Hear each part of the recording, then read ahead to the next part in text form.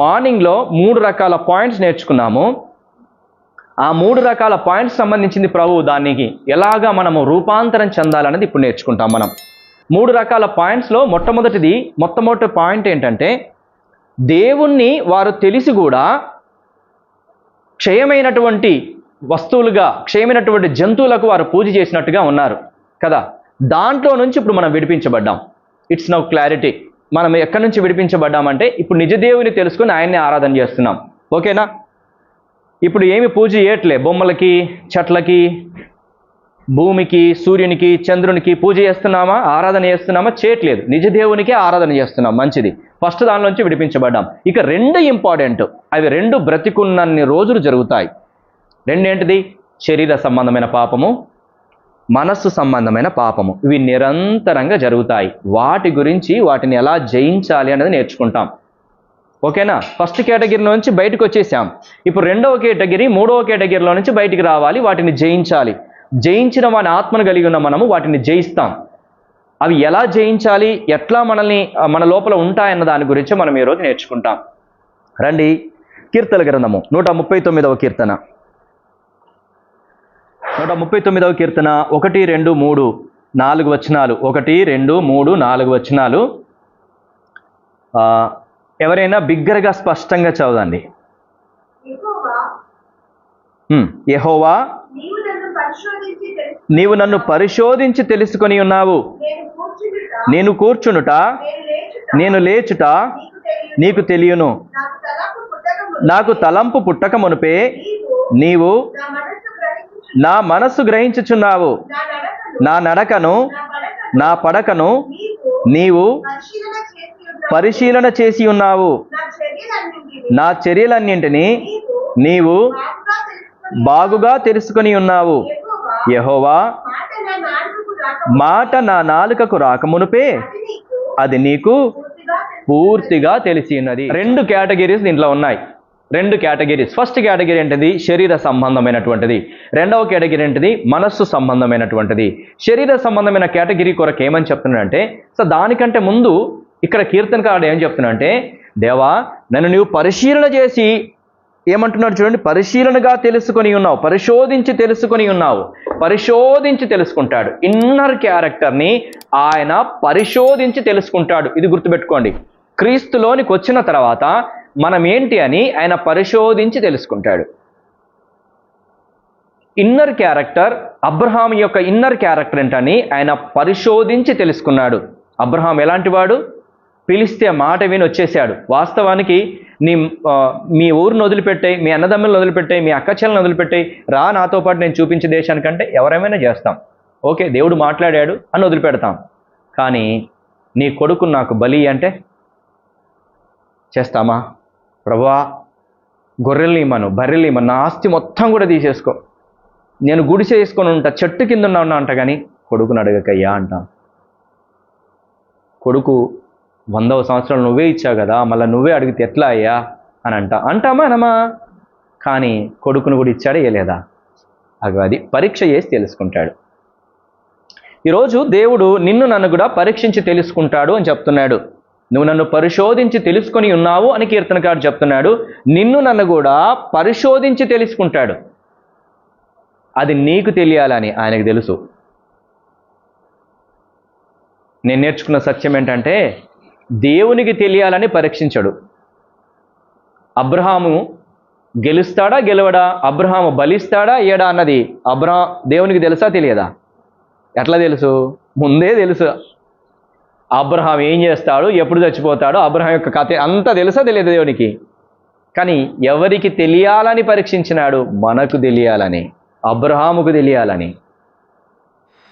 ఈరోజు నీ క్యారెక్టర్ అంతా తెలుసు దేవునికి. నువ్వు ఎప్పుడు చచ్చిపోతావో తెలుసు. ఇప్పుడు మీటింగ్ అయిపోయిన తర్వాత ఏం చేస్తావో కూడా తెలుసు దేవునికి. తెలుసా తెలియదా? తెలుసు. కానీ ఆయన నిన్ను పరీక్షించి నీకు తెలియజేస్తాడు, నీ క్యారెక్టర్ ఇదిరా, నీ క్యారెక్టర్ ఇదమ్మా అని తెలియజేస్తాడు. పరిశోధన చేసి తెలుసుకుంటాడు. ఆ పరిస్థితుల గుండా దేవుడు మనల్ని నడిపించి మనల్ని పరిశోధించి తెలియజేస్తాడు. ఇది గుర్తుపెట్టుకోండి.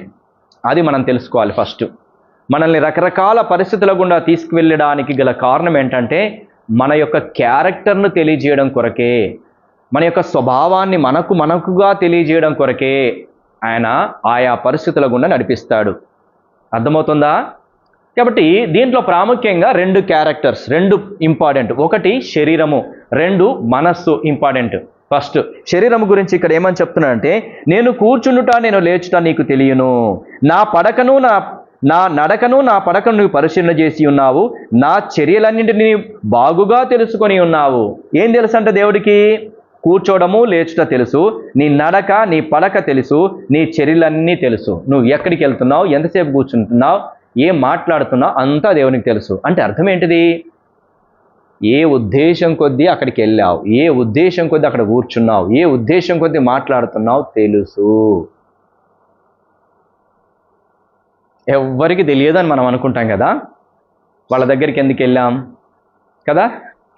రాము, నువ్వు ఆ ఫ్రెండ్ దగ్గరికి ఎందుకు వెళ్ళినావు, వాడితో ఎందుకు మాట్లాడుతున్నావు, దేవునికి తెలుసా తెలియదా? వాడితో ఎందుకు తిరుగుతున్నావు, నాకెన్నోసార్లు తిరగొద్దన్నా అనుకుంటున్నాను, వాళ్ళతోనే పోతున్నా అంటున్నావు. కానీ నీ కొరకు దేవుడికి ప్రతిదీ తెలుసు కదా. వాళ్ళతో ఎందుకు తిరుగుతున్నావో తెలుసు, నీ ఇన్నర్ క్యారెక్టర్ తెలుసు. నాకు తెలియకపోవచ్చు, కానీ నువ్వు ఏ ఉద్దేశం కొద్దీ వాళ్ళతో తిరుగుతున్నావో తెలుసు. నాకు పోవద్దనుకుంటున్నాను, పోతున్నాను అని చెప్తున్నావు, కానీ ఎందుకు పోతున్నావో తెలుసు. అవునా? మనం ఎందుకు పోతున్నామో తెలుసు, ఎక్కడ కూర్చుంటున్నామో తెలుసు, ఎందుకు కూర్చుంటున్నామో తెలుసు, ఎందుకు మాట్లాడుతున్నామో దేవునికి తెలుసు అని చెప్తున్నాడు ఈరోజు. నీ శరీర విషయంలో జాగ్రత్త. నీ శరీరాన్ని అపవిత్రతకు అప్పజెప్పడానికి అక్కడ కూర్చుంటున్నావేమో, మాట్లాడుతున్నావేమో, వెళ్తున్నావేమో పాపము చేయడానికి. పాపం అంటే వ్యభిచారం ఒకటే కాదు, రకరకాలుగా వస్తాయి. కొట్టడం వస్తుంది, తిట్టడం వస్తుంది, వాడితో వీడితో సంభాషించి రకరకాలుగా మాటలు మాట్లాడడం వస్తుంది. ఫ్రెండ్స్తో మాట్లాడడానికి నేను వెళ్తున్నాను, ఆ ఫ్రెండ్స్తో మాట్లాడినప్పుడు లోక సంబంధమైన ఫ్రెండ్స్ అయితే, అరే ఆమె అట్లా, ఇది ఇట్లా, ఆడట్లా, ఇది ఇట్లా జరిగిందట, అది అట్లా జరిగిందట, అరే వాడు అంత చూడాలి, వీడు ఇంత చూడాలి, నువ్వు నాకున్నావు కదా రారా అంటాడు. ఇది జరుగుతుంది. అర్థమవుతుందా? లేదంటే నీకు సపోర్ట్ చేయడం కొరకు నీ ఫ్రెండ్స్ దగ్గరికి వెళ్తున్నావేమో, నన్ను అట్లా అన్నాడురా వీడు, అంటే వాడెట్లా నిన్ను అంటారా, నేను చూసుకుంటాను, మేము లేమారా అంటాడు వాడు. ఎందుకు వెళ్ళావు అక్కడికి? ప్లాన్ చేయడానికి వెళ్ళావు, ఇంకొన్ని తన్నడానికి, ఇంకొన్ని నాశనం చేయడానికి, ఇంకొన్ని పగ తీర్చుకోవడానికి. అది దేవునికి తెలుసు అని నేర్చుకుంటున్నాం ఇప్పుడు. ఎందుకు వెళ్తున్నావు ఇంకొకరి దగ్గరికి? నీ నడక తెలుసు, నువ్వు ఎక్కడ ఉంటున్నావో తెలుసు, ఏం చేస్తున్నావో తెలుసు, నీ ఆలోచన ఏంటో కూడా, నీవు ఏ ఆలోచన కొద్ది అక్కడ ఉంటున్నావో తెలుసు అన్న సంగతిని దేవుడు ఈరోజు తెలియజేస్తున్నాడు. దేవుడు నిన్ను చూస్తున్నాడు, జాగ్రత్త. దేవుడు నిన్ను విడిపించినాడు, నరకంలో నుంచి తప్పించినాడు, జీవంలోనికి దాటించినాడు, జాగ్రత్త అని చెప్తున్నాడు. కాబట్టి ఈ శరీరాన్ని పరిశుద్ధపరచుకో. ఎందుకు ఈ శరీరాన్ని పరిశుద్ధపరచుకోవాలి? ఈ శరీరాన్ని ఎందుకు పరిశుద్ధంగా ఉంచుకోవాలంటే, ఈ శరీరము దేవుని వలన నీకు అనుగ్రహించబడి పరిశుద్ధాత్మకు ఆలయమై ఉన్నది. ఈ శరీరము దేవుని వలన నీకు అనుగ్రహించబడి పరిశుద్ధాత్మకు ఆలయమై ఉన్నది కనుక ఈ దేహముతో దేవుణ్ణి మహిమపరచాలి అని చెప్తున్నాడు. ఇప్పుడు ఈ దేహము నీది కాదు, నీవు నీ సొత్తు కాదు, విలువ పెట్టి కొనబడిన వాడవు గనక నీ దేహముతో దేవుని మహిమపరచుడి అని రాయబడింది. ఈ శరీరము దేవుడిది, దేవుని శరీరాన్ని నీకిచ్చినాడు. కాబట్టి ఈ శరీరంతో నీకిష్టం వచ్చినట్టుగా చేయడానికి వీల్లేదు. ఉదాహరణకి రాము బండి ఉంది, రాము దగ్గరికి వెళ్ళినా, రాము నాకు ఒక నెల రోజులు బండి కావాలి ఇస్తామంటే, దాని ఏమన్నా తీసుకెళ్ళు అని చెప్పేసాను. బండిని తీసుకెళ్ళి డూమ్ మార్చిన, టైరు మార్చిన, ఇట్లా ఎత్తు చేసిన, దా హ్యాండిల్ మార్చిన. 2 రోజుల తర్వాత తీసుకొచ్చినావు అనుకో, ఏమంటాడు రాము? నెల రోజులు వాడుకోమని ఇస్తే నా బండి కాకుండా చేసినావు కదన్నా, ఇది ఏంది ఇది?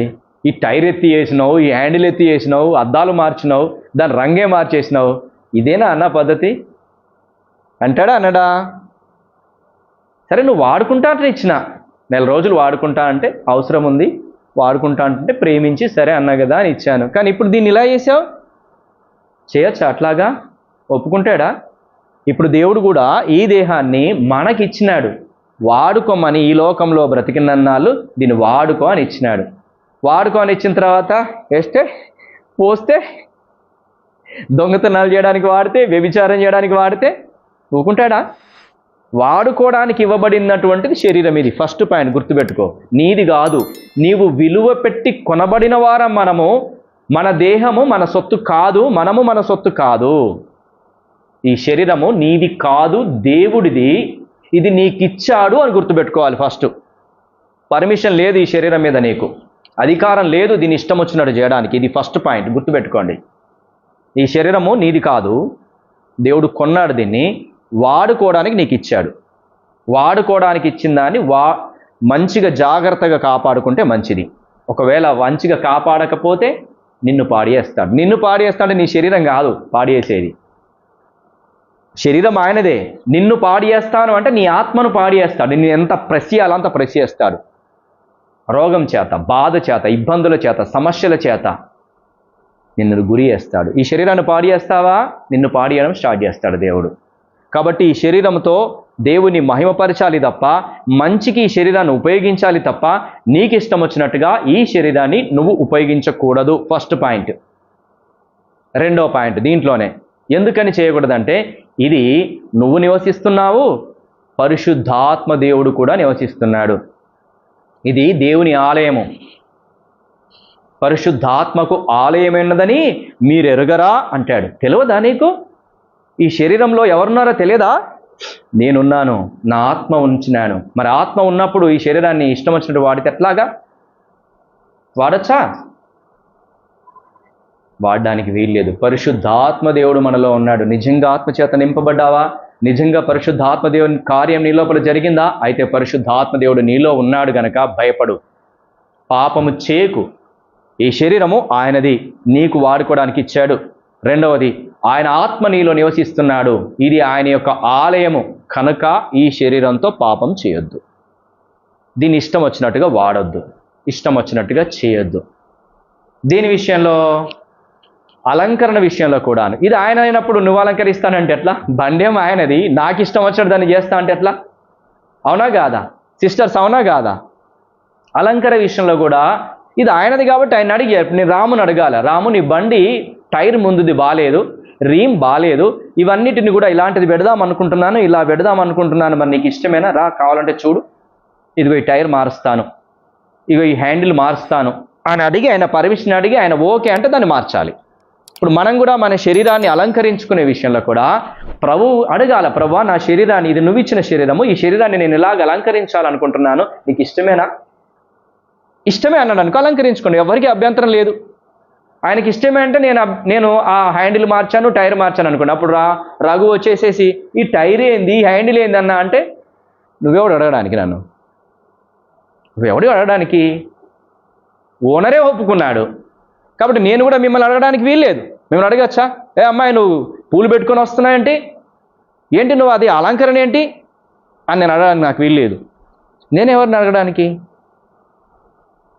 నీ యజమానే నీకు పర్మిషన్ ఇచ్చాడు. నీ యజమాని అంటే దేవుడు నీకు పర్మిషన్ ఇచ్చాడు, పరిశుద్ధాత్మ దేవుడు నీకు పర్మిషన్ ఇచ్చాడు. ఇచ్చిన తర్వాత నేను ఎవరిని అడగడానికి? నేను అనలేను. కాబట్టి అలంకరణ విషయంలో మనమైనా, బ్రదర్స్ అయినా, సిస్టర్స్ అయినా, ఎవరైనా కూడా ఇది ఆయన శరీరం కాబట్టి ఆయన పర్మిషన్ మీద నువ్వు అలంకరించుకుంటే అది మంచిది. ఆయనకి ఇష్టమైనటువంటి అలంకరణ ఏదో పేతురు రాసిన పత్రికలో చాలా చక్కగా రాయబడింది.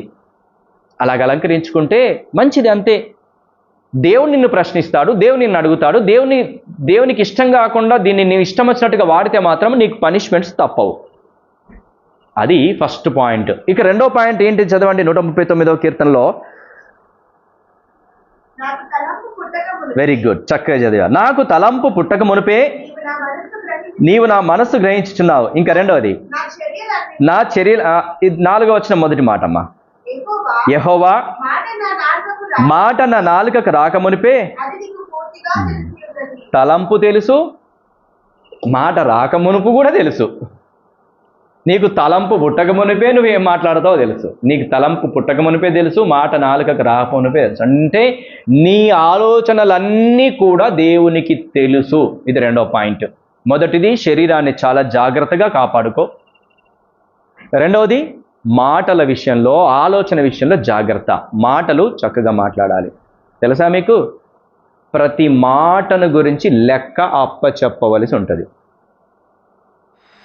రాయబడి ఉంది ఆ మాట దేవుని వాక్యంలో. రఘు నువ్వు ఇలాగ మాట్లాడావు కదా, చెప్పెందుకు అలా మాట్లాడావు అంటాడు. లెక్కప్పు చెప్పడం అంటే అడుగుతాడు, అట్లా ఎందుకు మాట్లాడినావు అంటాడు. సమాధానం చెప్పాలి. ఇక మనము మాట్లాడు ప్రతి వ్యర్థమైన ప్రతి మాటను గురించి లెక్క అప్ప చెప్పవలసిన వారు మనం. మాటల విషయంలో కూడా లెక్కప్ప చెప్పాలి. అలా మాట్లాడడానికి, ఇష్టం వచ్చినట్టు మాట్లాడడానికి వీల్లేదు అని చెప్తున్నాడు దేవుడు. నీ మాటలన్నీ కూడా తెలుసు ఆయనకి, ఇష్టం వచ్చినట్టు మాట్లాడడానికి వీల్లేదు. అందుకనే మౌనంగా ఉండండి. మొన్న మా ఆఫీస్కి నేను వెళ్ళాను. ఆఫీస్లో వాళ్ళు మాట్లాడుతూ ఉన్నాను. నాకు కూడా మాట్లాడాలని తెలుస్తూ ఉన్నాను. నేను మాట్లాడడం వల్ల ప్రయోజనం ఏంటి? వాళ్ళు ఏ అంశం గురించి మాట్లాడుతున్నారు? నేను మాట్లాడితే ప్రయోజనం ఏంటి? ఆలోచన చేశాను. మాట్లాడితే ప్రయోజనం ఏమీ లేదు. ప్రయోజనం లేనప్పుడు మాట్లాడడం ఎందుకు? అవునా? మన జ్ఞానాన్ని ప్రదర్శించుకోవడం కొరకు మాట్లాడుతున్నామా? వేరే వాళ్ళని చులకన చేయడం కొరకు మాట్లాడుతున్నామా? లేకుంటే వాళ్ళకు ఉపయోగపడాలని మాట్లాడుతున్నామా? ఉపయోగపడాలని మాట్లాడితే వారు వినగలరా? వారు సరి చేసుకోగలరా? లేనప్పుడు మాట్లాడడం ఎందుకు? నేను మాట్లాడినప్పుడు రఘుకు ఉపయోగం ఉంది అని నేను మాట్లాడితే నేనేం ఆలోచన చేయాలి? మరి మాటలు వినగలడా? మార్చుకోగలడా? మాటలు వినగలడు, మార్చుకోగలడైతే నేను మాట్లాడితే ప్రయోజనం. మాటలు వినలేడు, మార్చుకోలేడు అన్నప్పుడు నేను మాట్లాడితే? అందుకనే కదా శాస్త్రుల పరిశీలతో దేవుడు అన్నాడు, శిష్యులు ఆయన అడిగాడు, యేసు ప్రభువా నువ్వు ఉపమాన రీతిగా ఎందుకోసం చెప్తున్నావు? ఉపమాన రీతిగా ఎందుకు చెప్తున్నావు? డైరెక్ట్ చెప్తే అయిపోద్ది కదా అంటే అంటాడు యేసు ప్రభు, ఏమంటాడు? వారు వినుటకు చెవులు మందములైనాయి, వారి హృదయము క్రొవ్వినది. కాబట్టి ఎందుకు చెప్పాలి నేను వాళ్ళకి? రఘు మాట వినడానికి తెలుసు, నాకు తెలిసినప్పుడు నేను చెప్పాను అనుకోండి, బాగుంటుందా? యేసుప్రభు కూడా వాడు వినుటకు వారి చెవులు మందములైనవి, గ్రహించటకు వారి హృదయం క్రొవ్వినది. అట్లాంటి వాళ్ళకి నేను ఇలాగే చెప్తాను. మీరు ధన్యములు. నిజంగా మీరు నన్ను పర్సనల్ అడుగుతున్నారు కాబట్టి ధన్యులు అంటారు. వాళ్ళకు కూడా అర్థం కాదు, ఆ ఉపమానాలు అర్థం కాక యేసుప్రభు శిష్యులు ఆయన ఒంటరిగా ఉన్నప్పుడు వెళ్ళి, యేసుప్రభువా అక్కడ ఉపమానం చెప్పావు కదా, దాని అర్థం ఏంటి అని అడుగుతారు. మీరు ధన్యులు అంటాడు అని వాళ్ళకి ఒక్కొక్క ఉపమానాన్ని గురించి చక్కగా విశదీకరిస్తాడు. ఆసక్తి ఉన్నవాళ్ళు అడుగుతారు, ఆసక్తి ఉన్నవాళ్ళు నేర్చుకుంటారు. ఈరోజు నిజంగా దేవుని గురించిన ఆసక్తి నీకుందా? అయితే నేర్చుకుంటావు. మనం ఏం నేర్చుకుంటున్నామంటే మన మాటల విషయంలో లెక్కప్ప చెప్పాలి. రెండోది, ఆలోచనలు కూడా ఆయనకి తెలుసు. మన ఆలోచన విషయంలో కూడా మనం జాగ్రత్తగా ఉండాలి. ఎవరి గురించి ఎలా ఆలోచన చేస్తున్నావు? నీ ఆలోచన విధానం ఎలా ఉంది?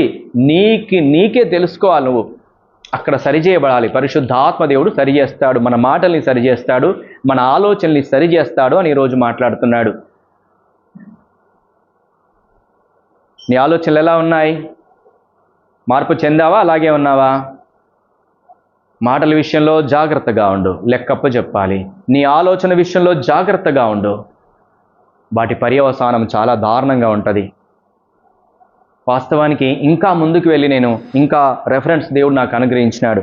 మనకు సమయము 12:30 అవుతుంది కాబట్టి ఇది నెక్స్ట్ ప్రభు చిత్తమైతే మరలా వచ్చే వారం దీన్ని మనం కంటిన్యూషన్ చేస్తాం. ఏం జరుగుతుంది ఒకవేళ నేను అలా ఉండకపోతే, నేను అలా చేయకపోతే, మాటల విషయంలోనూ, నా ప్రవర్తన విషయంలోనూ, నా ఆలోచన విషయంలోనూ నేను సరిగా లేకపోతే ఏం జరుగుతుంది అన్నది కూడా ఇచ్చాడు దేవుడు ఆల్రెడీ చెప్పమని.